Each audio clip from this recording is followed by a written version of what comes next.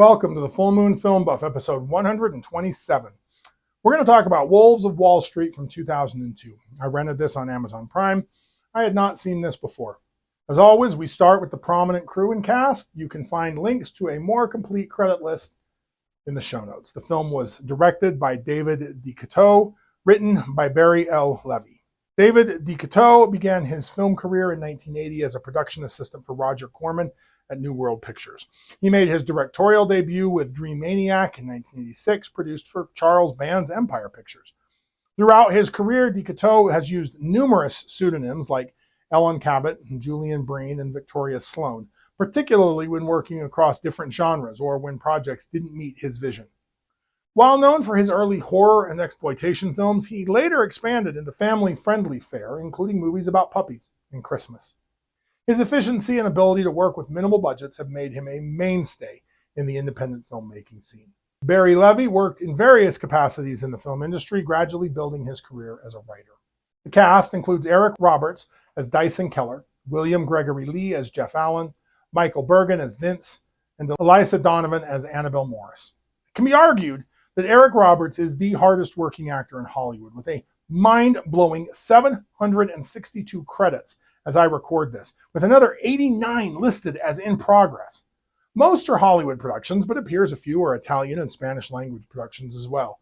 As the brother of actress Julia Roberts and father of actress Emma Roberts, Eric comes from a prominent Hollywood family. His mother and father were actors and playwrights before settling down to normal jobs. Roberts began acting in the late 70s. His breakthrough came in his starring role in King of the Gypsies in 1978, for which he received a Golden Globe nomination.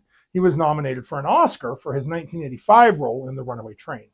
Despite early success and undeniable talent, his career took a difficult path in the mid-90s, partly due to personal struggles, including substance abuse issues, which he later overcame. Rather than disappearing from the industry, Roberts reinvented himself. In recent years, Roberts has become known for his extraordinary work ethic and ability to move between major studio productions and independent films.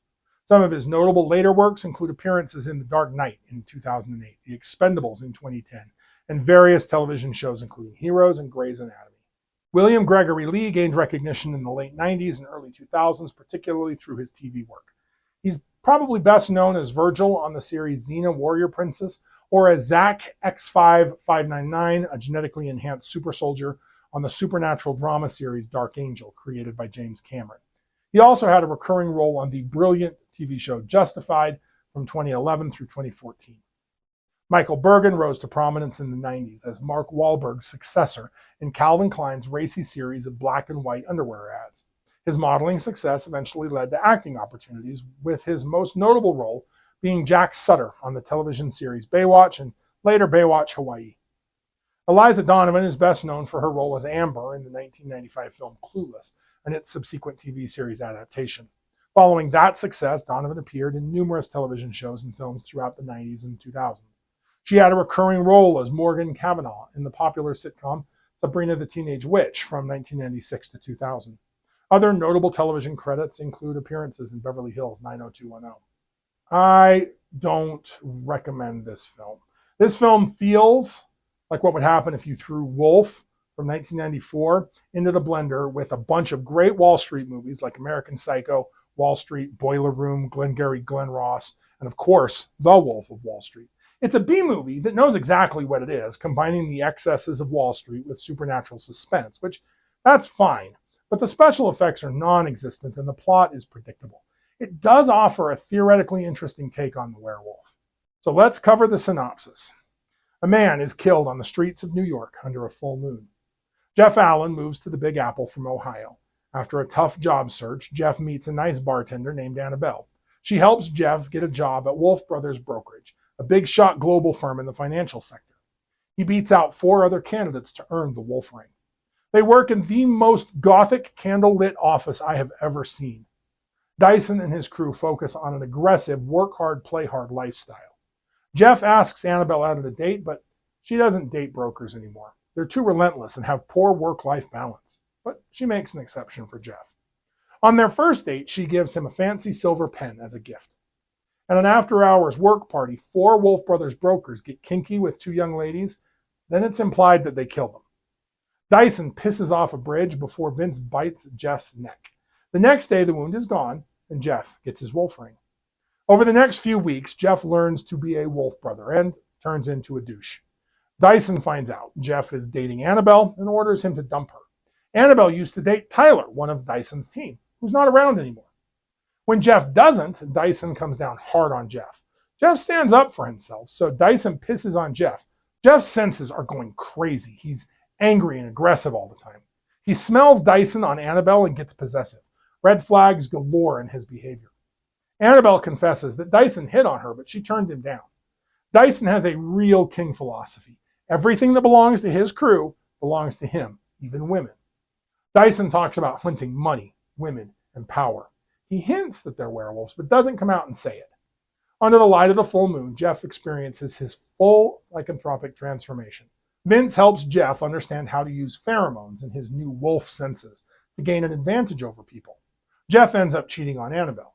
Vince explains Jeff must maintain control. If he ever lets anger consume him, the beast will rage out of control.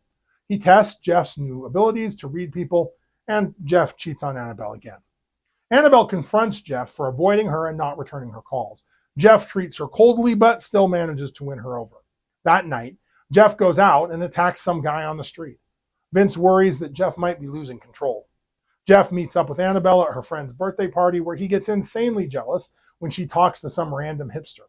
Outside, the guy provokes Jeff, who jumps on the guy and rips into the guy's throat. Annabelle sees this and is understandably upset. She runs. Jeff pursues her. He forces his way into her apartment and attacks her. Now, the next morning, she's still alive. She tells Jeff how Tyler died, torn to ribbons.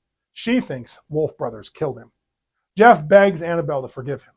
She asks him to leave Wolf Brothers, but Jeff knows that the pack will destroy them both. So Jeff comes up with a plan.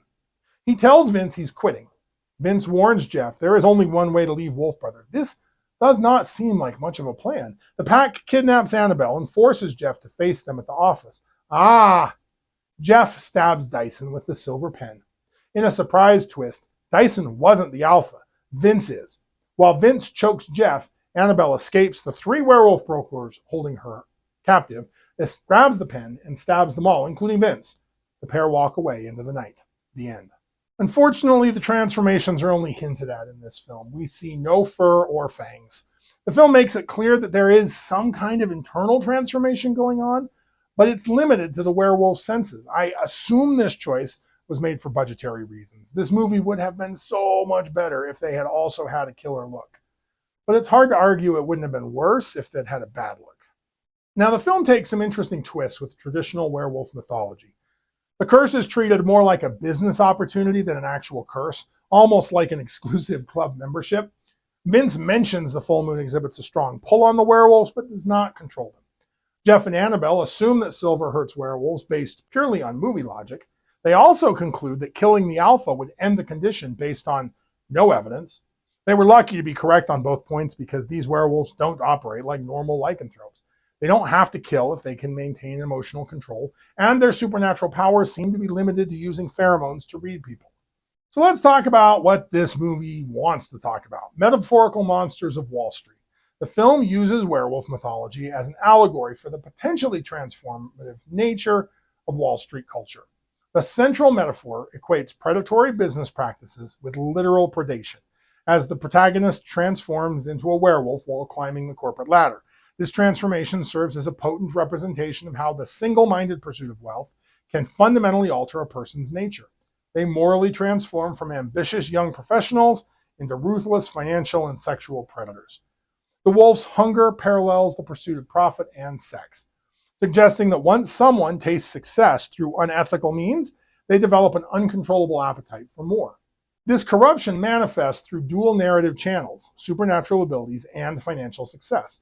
As the characters rise in the firm, their werewolf abilities strengthen, creating a potent feedback loop.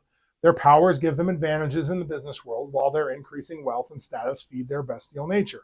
This symbiotic relationship between financial and supernatural power comments on how success achieved through unethical means tends to encourage further ethical compromises. Now, perhaps the film's most incisive commentary comes through its portrayal of corporate culture as pack behavior. The werewolf pack hierarchy directly mirrors corporate structures, with alpha males dominating both the supernatural and business aspects of the organization. New employees are initiated through both werewolf infection and fraternity-like hazing. Corporate culture often demands conformity and acceptance of prevailing ethical standards to succeed, on top of dressing like everybody else, acting like everybody else, partying with everyone else. The pack encourages each other to achieve more, get better numbers, more sales, score more women, and actively share tips and tricks for manipulating their potential clients and dates. On top of this, the pack actively interferes and denies external human relationships. The only sanctioned society here is the pack. This mentality demonstrates how toxic corporate environments can normalize unethical behavior through peer pressure and hierarchical power structures. The film suggests that the real monster isn't one individual werewolf, but rather the culture that creates and rewards predatory behavior. Just as werewolves pass on their curse through infection, toxic corporate culture perpetuates itself by transforming new employees into predators. This cycle is particularly evident in how senior partners groom junior employees, teaching them to embrace both their supernatural powers and cutthroat business practices. While Wolves of Wall Street may hint at supernatural horror elements, its underlying message about corporate greed remains grounded pretty much in reality.